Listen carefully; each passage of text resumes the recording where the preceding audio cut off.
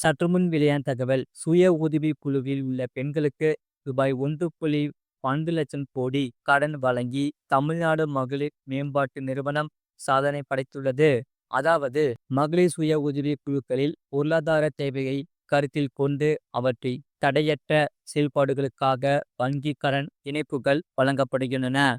2024 முதல் 2025ஆம் நிதியாண்டில் ரூபாய் 35,000 கோடி வங்கி கடன் வழங்க இலக்கு நிர்ணயிக்கப்பட்டு 4,84,659 சுய உதவி குழுக்களுக்கு ரூபாய் 35,189.87 கோடி வங்கி கடன் இணைப்பு வழங்கி சாதனை படைக்கப்பட்டுள்ளது.